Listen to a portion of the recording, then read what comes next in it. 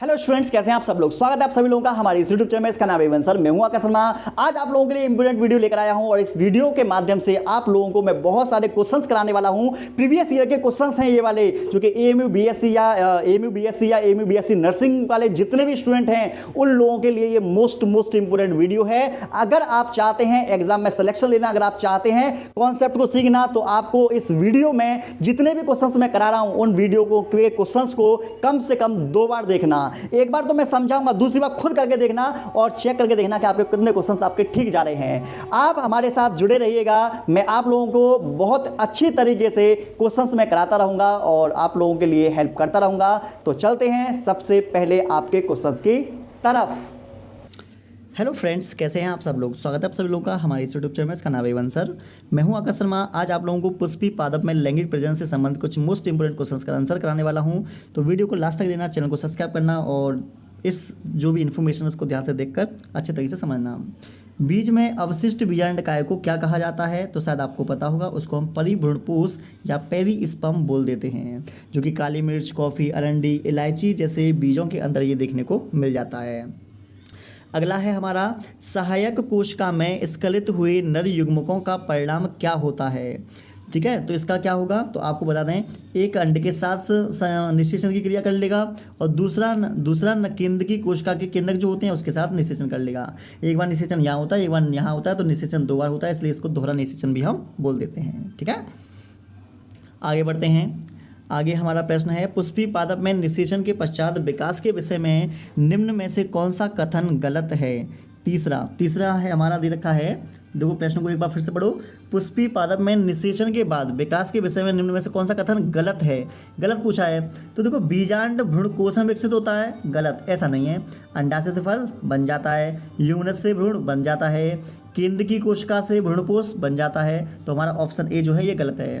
बीजांड से बीज बनता है, ये ध्यान रखना, बीजांड से क्या बनेगा, बीज बनेगा, ना कि भ्रूणकोश।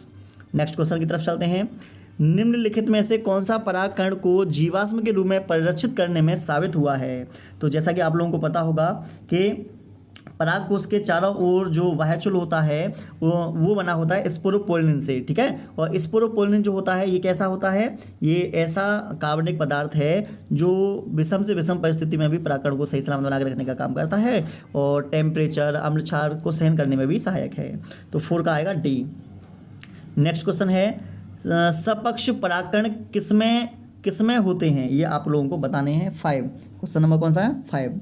तो आपको बताना है इसका आंसर जो आएगा वो आएगा आपको पाइनस। ठीक है, क्योंकि पाइनस के जो वो होते हैं ना, जो परागकण होते हैं वो पंखनुमा होते हैं, जिससे कि आसानी से ये क्या कर पाते हैं, ये उड़ पाते हैं। ठीक है, और साइकस साइकस नहीं, पाइनस आएगा, पाइनस। ठीक है, और इसके जो परागकण होते हैं ये वायु में उड़ पाएंगे और एक जगह से दूसरी जगह पर ये पहुंच पाएंगे।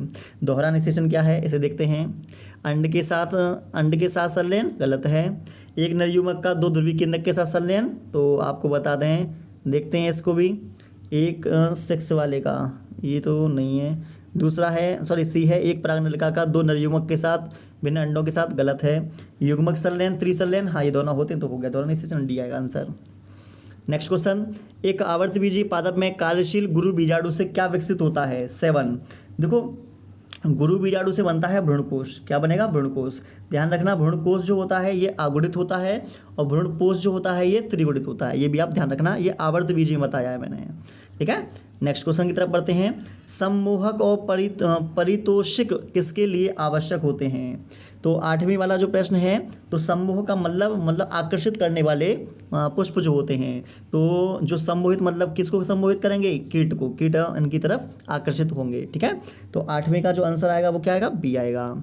नेक्स्ट क्वेश्चन, वे पुष्प जिनमें अंडाशय में एक बीजांड होता है वे एक पुष्प क्रम में बंधे रहते हैं, सामान्यतः किसके द्वारा परागित होते हैं। 9 वाला आप लोगों को बताना है, तो 9 वाले को बताने के लिए आपको थोड़ा सा समझना है। एक अंडाशय में एक बीजांड, ठीक है, एक पुष्प क्रम में बंधे रहते हैं। ठीक है, तो ये तो आंसर आएगा हमारा वायु द्वारा। क्या आंसर आएगा, वायु द्वारा होगा इसका आंसर। आइए आगे बढ़ते हैं। एक लिंगाश्रयी पुष्प पादप निम्न में से किन दोनों को रोकता है। तो एक लिंगाश्रयी जो पौधा होगा वो स्वयुग्मन को रोकेगा और सजात पुष्पी परागण को रोकेगा, इन दोनों को रोकने का काम करेगा। पर परागण उसमें होता है, ये वाली बात कंफर्म है। तो आंसर बी आएगा 10 का। आगे बढ़ते हैं 11वां, द्वितीय निषेचन किसके द्वारा प्रदर्शित किया जाता है? तो दोहरा निषेचन जो होता है वो आवर्तबीजी पौधे में होता है, जिसको एंजियोस्पर्मी पादप हम बोल देते हैं, ठीक है, पुष्पी पादप भी बोलते हैं इसको हम। नेक्स्ट क्वेश्चन है, अधिकांश आवर्तबीजी पादप में, 12वें का आंसर है, आवर्तबीजी पादप में क्या होता है देखते हैं, अर्धसूत्री विभाजन होगा, गुरु बीजाणु मात्र कोशिका में होता है। हाँ तो सही तो है, 7 का ए सही है एकदम, ठीक है। अगला हमारा प्रश्न है, जल हाइसिंथ को वाटर हाइसिंथ बोलते हैं, जलकुंभी जो होती है, और जल कुदुम्बनी में परागण किसके द्वारा होता है? ठीक है, तो ये वाली बात ध्यान रखना कि वाटर हाइसिंथ और जलकुंभनी होती तो ये पानी में है, लेकिन जल द्वारा परागण क्रिया ना कर ये कीट या पवन द्वारा करते हैं, मतलब इंसेक्ट या एयर द्वारा होता है, तो इसका आंसर आएगा डी।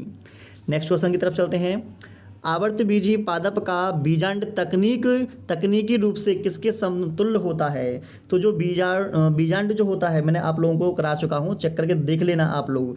बीजांड को गुरु बीजाणुधानी कहते थे, ठीक है, गुरु बीजाणुधानी बोलते हैं बीजांड को, और लघु बीजाणुधानी बोलते थे परागकोश को, ठीक है। चलो आगे क्वेश्चन की तरफ चलते हैं, निम्नलिखित में से कौन सा कथन सत्य नहीं है? 4 आपको ऑप्शन दे रखे हैं, कौन सा गलत है ये देखना है हमको, ठीक है। पराग अंकुरण, पराग नलिका वृद्धि, परागकण स्त्री केसर की पारस्परिक क्रिया के फलस्वरूप उत्पन्न रासायनिक घटकों को नियंत्रित करता है, पहला तो सही है। कुछ सरीसृप कुछ पादप जातियों में परागण करते हुए बताए गए हैं, ये बात सही है एकदम। अगला देखते हैं, सी, बहुत सारी जातियों के परागकण एक पुष्प के वर्तिकाग्र पर अंकुरित हो सकते हैं, परंतु उसी जाति के परागकणों को की केवल एक पराग नलिका वर्तिकाग्र में आगे बढ़ती है। तो इसमें हमारा जो आंसर हमको जो लग रहा है 15वें का ये हमारा बहुत सारी जातियों के परागकण एक पुष्प के वर्तिकाग्र पर अंकुरित हो सकते हैं, परंतु उसी जाति के परागकणों की केवल एक पराग नलिका वर्तिकाग्र में आगे बढ़ती है। तो हमारा हमको तो वही आंसर गलत लग रहा है, सी गलत लग रहा है हमको। तो आगे बढ़ते हैं, कीट जो बिना परागण किए, एक मिनट, सत्य नहीं है, मुझे तो यही सत्य नहीं लग रहा। बाकी का कीट जो बिना परागण किए पराग मकरंद को ग्रहण करते हैं उन्हें पराग मकरंद छोड़ कहते हैं, ये भी सही लग रहा है। सी मुझे गलत लग रहा है भाई, इसका आंसर सी है। पुष्पी पादपों में बिना निषेचन के बीज बनने की क्रिया को क्या कहा जाता है? तो आप उस क्रिया को बोलेंगे असंगजनन। क्या बोलेंगे? 16वें का आंसर क्या आएगा? 16वें का आएगा असंगजनन। इसको एपोमिक्सिस कहते हैं, ध्यान रखना, क्या बोलते हैं? एपोमिक्सिस। निम्नलिखित में से कौन सा कथन सत्य नहीं है? नहीं वाला पूछा है आप लोगों से, तो नहीं पर ध्यान रखना। बहुत सी जातियों के परागकण गंभीर एलर्जी पैदा करते हैं, तो हाँ ये सही है। द्रव नाइट्रोजन में भंडारित परागकण फसल प्रजनन योजना में प्रयुक्त किए जा सकते हैं, ठीक है। परागकोश के स्फुटन में टेपिडम सहायता करती है, ये वाली बात बिल्कुल गलत है, तो इसका आंसर जो होगा सी आएगा। आगे बढ़ते हैं, पुंकेसर के तंतु का समीपस्थ छोर किससे जुड़ा होता है? किससे जुड़ा हुआ होगा? 18वें का, तो वो बोलेंगे इसका छोर पुंकेसर के तंतु का, ठीक है, समीपस्थ छोर किससे जुड़ा रहता है? पुष्पासन से। किससे? पुष्पासन, सही आंसर। कच्चे नारियल में नारियल पानी क्या है? 19। तो नारियल पानी जो होता है स्वतंत्र केंद्रीय भ्रूणपोष होता है, ठीक है, आंसर आएगा बी। आगे बढ़ते हैं, आगे है आवर्तबीजी पादपों में नर युग्मकोद्भिद क्या बनाता है? ठीक है, तो 20 का आंसर है, ये आप बताएंगे कि 2 शुक्राणु और 1 कायक कोश का, ठीक है।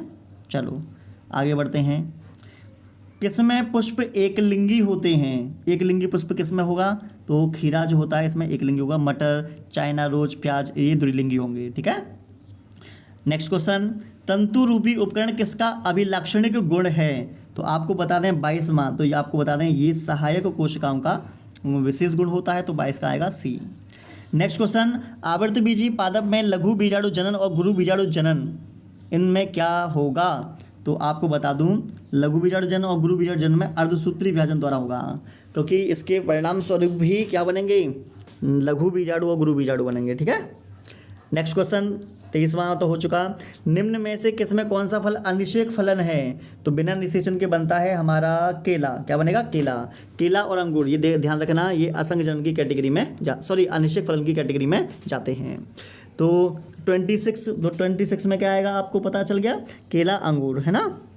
चलो आगे बढ़ते हैं, आगे हमारा है तंतु रूप समुच्चय का क्या कार्य है? तंतु रूप समुच्चय का क्या कार्य है ये आपको बताना है। तो देखते हैं 25, तो इसका है वर्तिकाग्र उपयुक्त पराग को पहचानना, गलत। जनन कोशिका के विभाजन को प्रेरित, गलत। मकरंद का उत्पादन, गलत। पराग नली के प्रवेश का मार्गदर्शन, ये वाली बात बिल्कुल सही है। तो 25 का आएगा डी। 25 का क्या आंसर आएगा? डी। नेक्स्ट क्वेश्चन की तरफ बढ़ते हैं। एल्ब्यूमिन रहित बीज किसमें उत्पादित होते हैं? तो जिसमें एल्ब्यूमिन रहित, रहित का मतलब होता है अभाव से। एल्ब्यूमिन जो होता है एक बीजपत्री में होता है, तो मक्का, गेहूं, अरंडी, ये तो एक बीजपत्री हो जाएंगे, इनमें मिलेगा। लेकिन एल्ब्यूमिन किसमें नहीं मिलेगा? ये इसमें मटर में नहीं मिलेगा, तो इसका आंसर आएगा डी। अगला है पराग गोलियां बाजार में किस लिए उपलब्ध हैं? तो आहार संपूरक के लिए, फूड सप्लीमेंट के लिए सिरप और टैबलेट्स बनाते थे हम। अगला नेक्स्ट क्वेश्चन, सजात पुष्पी परागण में क्या होता है? 28। तो एक पुष्प का निषेचन उसी पादप के दूसरे पुष्प के पराग से होता है, तो उसी को बोलते हैं सजात पुष्पी। आंसर ए इसका सही है। नेक्स्ट क्वेश्चन, निम्नलिखित में से कौन सा कथन सही है? आपको 29 का बताना है कौन सा सही है। परागकण का बाहरी कठोर आवरण अंतःचूल कहलाता है, गलत। बीजाणुजन ऊतक अगुणित होते हैं, गलत। एंडोथेसियम लघु बीजाणु उत्पन्न करते हैं, गलत। टेपिटम विकसित हो रहे परागकणों को पोषण प्रदान करती है, सही। आंसर आएगा डी। नेक्स्ट क्वेश्चन, अनुन्मीली परागण का क्या लाभ है? लाभ बताना है 30वें का। तो उच्चतर आनुवंशिक विविधता, गलत। अधिक प्रबल संतान, गलत। परागण कारकों का पर निर्भरता नहीं होना, ये आंसर हमारा सही है। तो 30 का आएगा सी। किसमें बीज आवरण पतला झिल्ली में नहीं होता है? 31। तो आपको बता दें नारियल जो होता है वो झिल्ली में नहीं होता, काफ़ी मोटा और कठोर होता है। गुरु बीजाणुधानी किसके समतुल्य है? गुरु बीजाणुधानी 32। कौन सा? 32। तो 32 किसके समतुल्य है? गुरु बीजाणुधानी। चलो, गुरु बीजाणुधानी किसके समतुल्य है ये आप लोगों को हमें बताना है। इसका आंसर आप लोग हमें बताएंगे, और हो सकता है कि इसका आंसर मैं इसी वीडियो में आप लोगों को मैं बता चुका हूँ पहले ही, तो आप मुझे बताएंगे कि इसका आंसर क्या आता है। आगे बढ़ो। परिभ्रूणपोष भ्रूणपोष से कैसे भिन्न होता है? आपको ये बताना है 33। तो आपको बताते हैं परिभ्रूणपोष जो होता है ये तो होता है त्रिगुणित, और भ्रूणपोष जो होता है ये कैसा होता है? त्रिगुणित होता है। ये द्विगुणित है और ये त्रिगुणित है, इसलिए भिन्न है। नेक्स्ट क्वेश्चन, स्वयुग्मन तथा सजात पुष्पी परागण दोनों ही किस एक में नहीं होने दिए जाते? 34। तो आपको बता दें स्वयुग्मन सजात पुष्पी परागण पपीता में नहीं हो सकता, क्योंकि पपीता जो होता है इसके जो पौधे होते हैं अलग अलग होते हैं, मेल वाले अलग, फीमेल वाले अलग, ठीक है। तो पपीता वाला जो है ये आंसर है इसका, ये क्योंकि एक लिंगाश्रयी पौधा होता है इसलिए। परागणकर्ता साधनों की अनुपस्थिति में भी बीजों का बनना किसमें सुनिश्चित है? किसमें बन जाएगा? परागकण साधन नहीं भी हो तो भी बनेगा, तो किसमें बनेगा? 36 का आंसर आएगा कोमेलाइना। और कोमेलाइना, खट्टी बूटी, कनकवा, ये वही वाले हैं अनुन्मिली परागणी पुष्प, क्योंकि ये जो पुष्प होते हैं ना ये खिलते नहीं हैं, ज़मीन के नीचे होते हैं, भूमिगत होते हैं, तो इसीलिए ये दूसरों पर निर्भर नहीं रहते कि कोई मतलब कि परागकण आएगा या फिर कोई साधन लेने के लिए आएगा, किसी पर नहीं होते। 36 का आंसर आएगा हमारा ए। जनन छिद्र का क्या कार्य होता है? 37। इसका काम होता है पराग नलिका का आरंभ, मतलब पराग नलिका को बनाना इसका काम है। अगला क्वेश्चन है हमारा, निम्नलिखित में से कौन सा एक कथन गलत है? 38। कौन सा गलत है? जब पराग दो कोशिका अवस्था में झड़ता है तो दोहरा निषेचन नहीं हो पाता। हाँ, ये तो गलत ही है, दोहरा निषेचन तो होता है, तो इसमें आंसर ए ही आएगा। आगे बढ़ो। उन पौधों में जिनमें अंडाशय में केवल एक या कुछ बीजांड पाए जाते हैं, परागण साधारणतः किसके द्वारा होता है? केवल एक, और ठीक है जी 39 का आंसर आएगा डी। जिनमें अंडाशय केवल एक हुए होते हैं ना, उनमें वायु द्वारा होता है। चेक करके देखना, वायु परागित पुष्पों की विशेषता मैंने करा रखी होगी आपको नोट्स में, चेक करके देखो। इस वीडियो को देखो पहले, ठीक है, फिर उसके बाद में अपने नोट्स पढ़ना, फिर नोट्स पढ़ने के बाद में एक बार इस वीडियो को फिर से देखना, आपको एक एक चीज़ समझ में आ जाएगी, कोई भी दिक्कत नहीं होगी। तंतु में उपकरण किसका विलक्षण है? तंतु में होता है सहायक कोशिका का, सिनर्गिड जिसको बोलते हैं। न्यूसेलर बहुभ्रूणता किसकी प्रजातियों में पाई जाती है? शायद आपको पता होगा, सिट्रस में मिलती है। चेक करके देखना, बहुभ्रूणता मैंने कायिक भ्रूणता करा रखी है सिट्रस में, जैसे नींबू वगैरह, संतरा वगैरह में मैंने बता रखा था आपको, ठीक है। आंसर, निम्न में से किस एक में स्वयुग्मन परागण होता है? तो स्वयुग्मन परागण जो होगा 42 वाला होगा अनुन्मिली परागणी पादप में। क्यों होगा इसमें? क्योंकि इसमें फूल खिलते नहीं है इसलिए। और आप लोगों को अनुन्मिलता मैंने पढ़ा चुका हूँ, जाकर देख लो, पढ़ लो, समझ लो। वायु परागण सामान्यतः किसमें होता है बताओ? 43 वायु परागण सामान्यतः जो घास वाले जो पौधे होते हैं उनमें देखने को मिलता है, और एक बीज पत्रियों में भी ज़्यादा मिलता है ये। तो आंसर आएगा सी। 44 कायिक जनन तथा असंग जनन के बीच क्या समान है? 44 तो दोनों पैतृक के समान संतति उत्पन्न करते हैं। क्या करेंगे? दोनों पैतृक के समान संतति उत्पन्न करेंगे। क्यों? क्योंकि निषेचन होता ही नहीं है, क्योंकि युग्मक बनते ही नहीं है, इसलिए। अगला है आवर्त बीजियों में क्रियात्मक गुरु बीजाणु किसमें विकसित होते हैं? क्रियात्मक गुरु बीजाणु किसमें विकसित होंगे आवर्त विधि में? तो इसमें ABCD 45 का आंसर आएगा भ्रूणकोश, क्योंकि गुरु बीजाणु से भ्रूणकोश का विकास होता है। ठीक है, 45 का बी। सिट्रस के असंग जननिक भ्रूण किससे बनते हैं? 46 तो 46 का आंसर आएगा ए। बीजांड के भीतर मात्रक बीजाणुद्भिद ऊतक से, तो इसका आंसर 46 का ए आएगा, ध्यान रखना। अगला है एक ही पौधे में उसके पराग कोश से निकले कणों का उसी पौधे के एक अन्य फूल में स्थानांतरण होना क्या कहलाता है? 47 तो 47 का आंसर आएगा सजात पुष्पी परागण। क्या आएगा? सजात पुष्पी परागण। इसका आंसर 47 का ए है।